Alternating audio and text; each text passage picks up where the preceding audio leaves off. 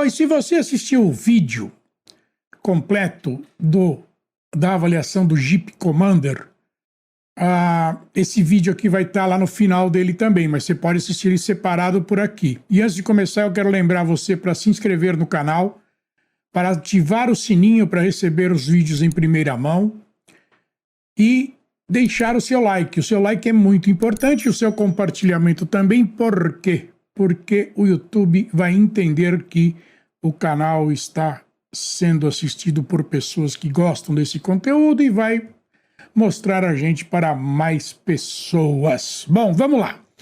Eu vou fazer aqui a tabela de avaliação do Jeep Commander, que é um passo acima do Jeep Compass, né? Ele é uma categoria acima do Jeep Compass, porém não chega a ser um Jeep, um SUV Premium, tá?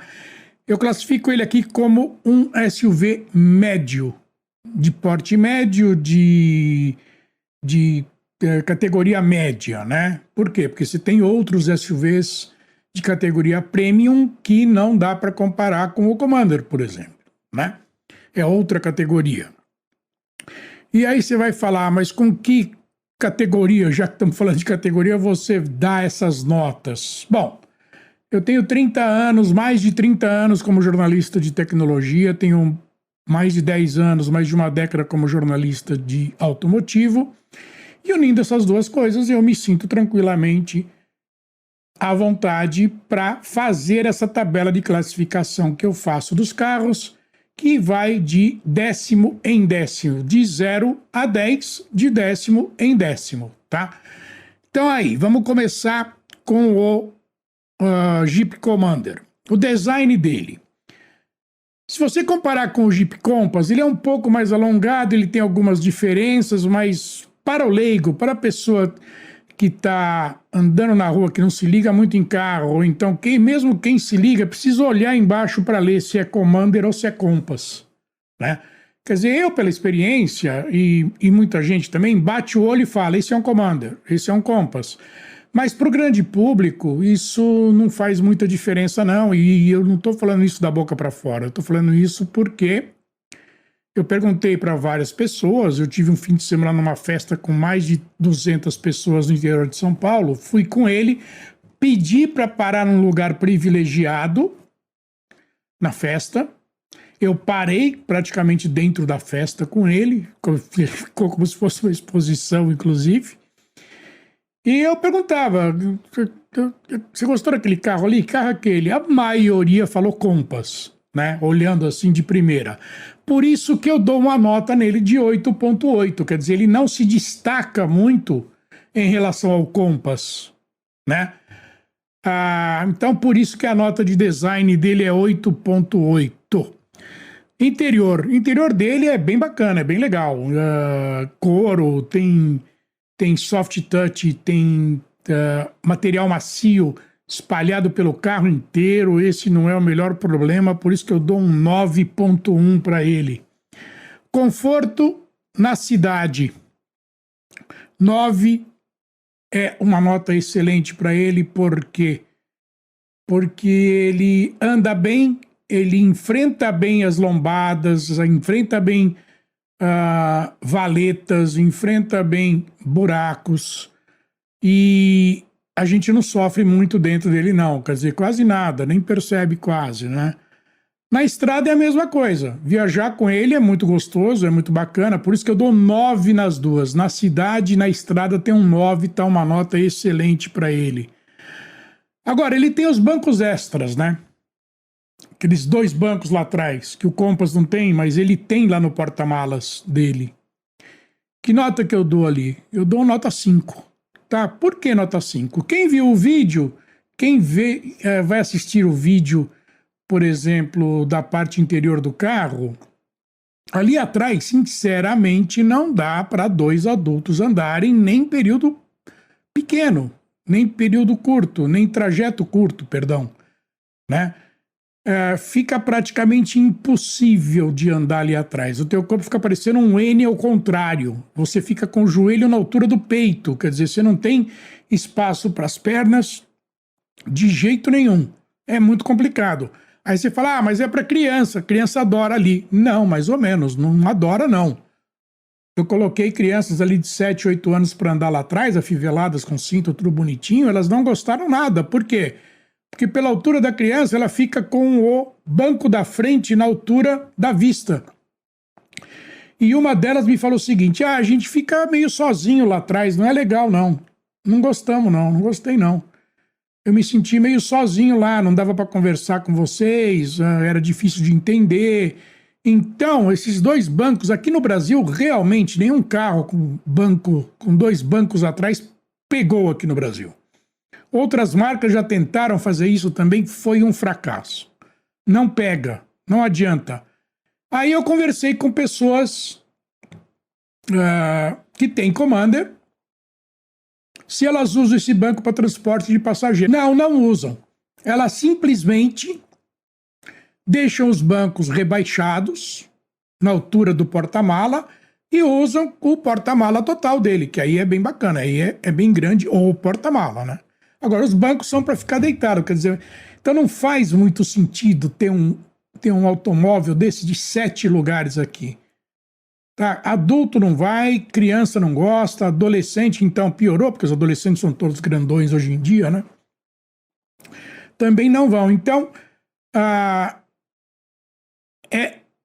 é uma história diferente. Por exemplo, você tem outros carros que têm uma configuração interna diferente, inclusive a porta abre na lateral, em que eles têm uma configuração para 2 bancos e aí 3 bancos. Mas aí é uma disposição bem diferente. Os 2 bancos, entre o banco do motorista e o último banco, fica um de cada lado do carro e fica um espaço no meio e 3 bancos ali atrás. Essa é uma configuração, mas é outra categoria de carro também, né? Se você pegar o porta-mala, quando você abre lá atrás para 2 pessoas sentarem, aí ele diminui barbaramente. Quer dizer, jamais que vai dar para carregar a mala de 7 pessoas do carro. Imagina, esquece, não dá mesmo. Por isso que eu dei nota 5 para esses bancos extras. Não funcionam, de jeito nenhum. Motor 8.8 é o mesmo motor do Compass 1.3, né? Turbo é um motor testado já, não tem nenhuma novidade. O câmbio também de 6 velocidades. Eu dou um 8.9 porque é um câmbio já bastante testado, né? Quer dizer, não tem o menor problema também.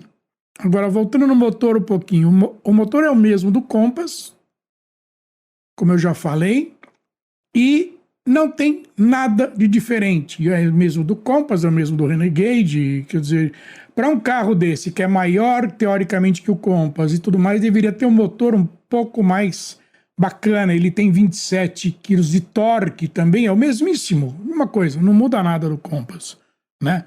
O desempenho dele, desempenho 9.2, achei um desempenho bastante bom. O motor e o câmbio se conversam tranquilamente, não tem problema nenhum, como em qualquer Compass, né? Então é sossegado, 9.2. Consumo na cidade eu dou 7.8. Apesar dele ser um carro um pouco maior, ele tem um consumo na cidade que eu achei que poderia ser um pouco melhor, né? O consumo na estrada eu dou 8.3, eu andei com ele meio carregado, com 4 pessoas, a gente fez uma viagem curta e achei que o consumo dele na estrada foi regular, foi 8.3. Segurança 9.4, é um dos pontos fortes dele. Ele tem ACC, ele tem assistente de frenagem de emergência, ele tem sensores de aproximação no carro todinho, 360 graus. Ele tem uma iluminação em LED excelente, ele tem vários recursos de segurança muito bons, por isso que eu dou 9.4. E tecnologia e conectividade, eu dou 9.3, tá? Você consegue conectar o seu smartphone tranquilamente, você consegue conectar ele, o Waze, por exemplo, Spotify sem cabo, né? Você não precisa do cabo para conectar o Waze no carro, ele vai pela pelo Wi-Fi, não é pelo Bluetooth, porque o Bluetooth não aguenta transmitir dados que o Waze exige, mas ele tem um Wi-Fi dele.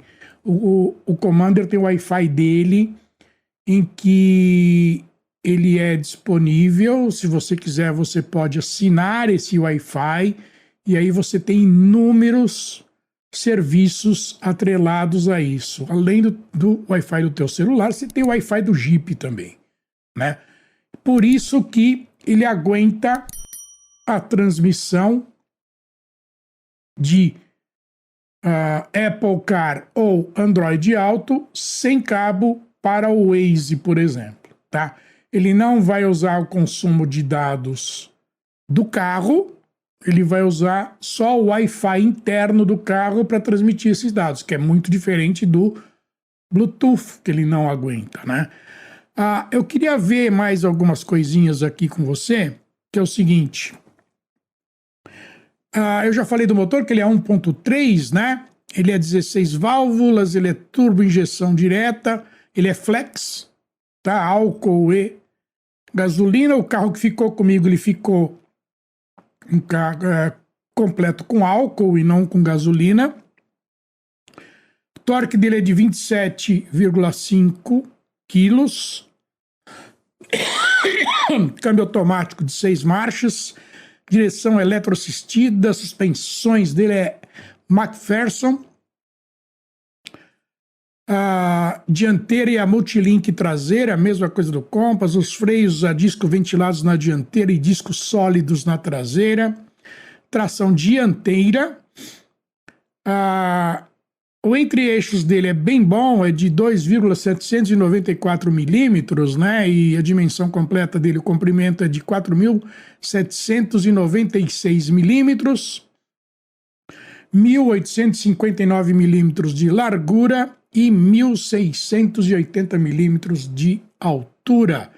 Pneus é o 235 50R19, raio 19 da roda, isso exatamente. O porta-malas dele é de 233 litros com 7 lugares e 661 litros com 5 lugares, ou seja, com os bancos rebaixados, por isso que eu dei nota 5, quer dizer, você levanta os 7 lugares, além de não levar ninguém decentemente, ele detona teu porta-mala de 661 litros para 233. Quer dizer, é uma perda muito grande para não ter conforto, né? O tanque dele é de 61 litros, de 0 a 100 em 9,9 segundos. Eu não fiz um 0 a 100 nele, isso eu estou seguindo aqui a ficha técnica. Velocidade máxima 202 km por hora, que você não vai usar nunca ou vai usar muito raramente. Consumo na cidade dele 6,9 segundo em metro, né? E álcool e gasolina 9,8 e o consumo na estrada 8,3 de álcool e 11,8 de gasolina. Quer dizer, eu cheguei próximo a isso aqui, porém eu peguei um trânsito um pouco complicado aqui na cidade de São Paulo, não tem jeito de você não pegar trânsito complicado, ele fez menos, ele não chegou nem perto de 7, né? Por isso que eu dei aquela nota lá, tá?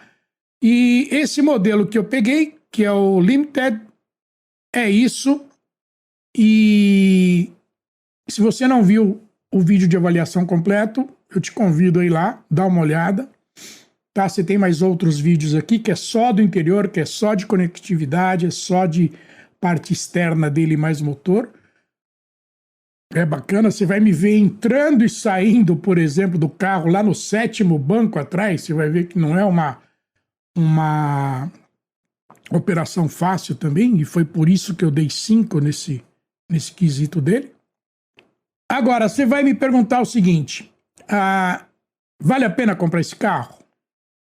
Vale, se você gosta do design, se você gosta do motor, se você gosta do interior e tudo mais, vale a pena. O preço dele hoje, no dia que eu estou gravando esse vídeo aqui, hoje a gente está no finalzinho de fevereiro, penúltimo dia de fevereiro, ele está R$245 mil. Se você é um amante de Jeep, se você é um amante do Commander, você vai gostar, você compra esse carro sem problema nenhum. Vai se decepcionar com ele? Não, não vai se decepcionar por causa de motor, não vai se decepcionar por causa de conforto, não vai se decepcionar por causa de câmbio, por causa de segurança, por causa de conectividade. Não, não vai se decepcionar. Mas é uma questão de bolso, é uma questão de carteira e é uma questão de gostar do automóvel, tá? As pessoas vivem me perguntando, você compraria, por exemplo, todo carro que eu pego, você compraria esse carro? Eu não dou resposta se compraria ou não compraria, tá? Porque aí é uma opinião que eu acho que é muito particular, né? Às vezes a pessoa está inclinada a comprar e pode ser que eu falasse, compraria, a pessoa vai e compra e não gosta e vai ficar me perturbando pro resto da vida. Então eu não dou opinião se eu compraria ou não compraria um Jeep Commander, tá bom? Bom, então é isso aí. Eu te vejo na próxima avaliação. Eu já tenho 2 carros gravados para colocar a avaliação. Eu vou ver se eu consigo colocar uma avaliação por semana, além de tudo que tem que fazer. Vamos ver se eu consigo fazer essas gravações aqui no estúdio das tabelas nas próximas 2 semanas. E aí eu coloco um por semana e vou pegando mais carro e vou colocando. Bom, então, só para lembrar, se você ainda não se inscreveu no canal, inscreva-se, ative o sininho, dá seu like e compartilhe esse vídeo, que isso ajuda muito a gente, tá? E eu te agradeço pela audiência e eu te vejo num próximo vídeo. Tchau!